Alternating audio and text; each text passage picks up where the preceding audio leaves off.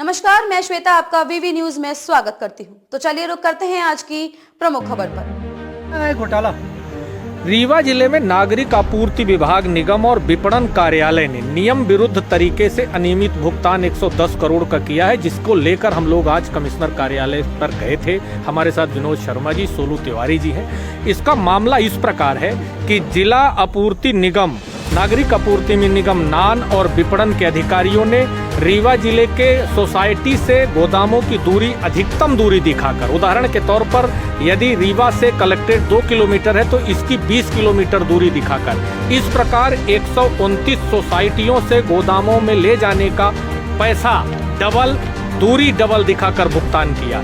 नियम इसका यह है कि सैटेलाइट से आप दूरी तय करिए और पीडब्ल्यूडी का इंजीनियर इसको प्रमाणित करेगा।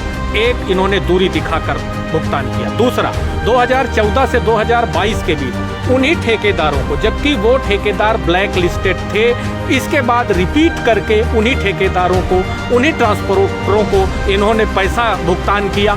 तीसरी बात, एडवांस पैसा भुगतान करने का किसी प्रकार का कोई कानून नहीं है। मध्य प्रदेश सरकार का एक स्टेट कॉर्पोरेशन लिमिटेड का कानून है कि आप किसी प्रकार की कोई अग्रिम राशि भुगतान नहीं करेंगे। इसके बावजूद उन्हीं ठेकेदारों को, इन्हीं 24 अधिकारी नान के मिलकर, अधिकारी कर्मचारी सारे लोग मिलकर उन्हीं ट्रांसपोर्टरों को भुगतान किए।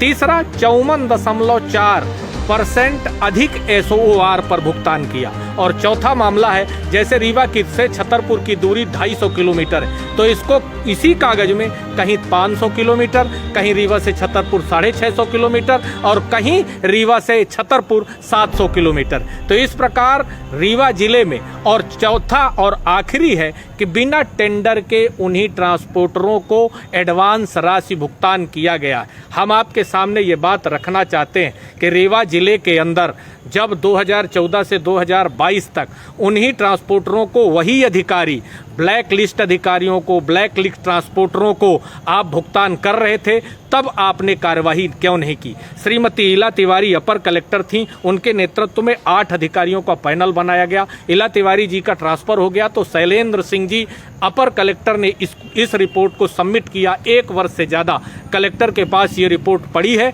110 करोड़ जनता के पैसे का हिसाब कहाँ गया और इसको खाया कौन? जब वही ट्रांसपोर्टर हैं, वही मिलर हैं, वही अधिकारी हैं, तो जिम्मेदारी कौन लेगा? क्या जनता के पैसे को इसी प्रकार उड़ा जाएगा? हम लोग ये बात लेकर कमिश्नर साहब के पास आए थे। बाकी बात हमारे नेता विनोद शर्मा जी बताएं।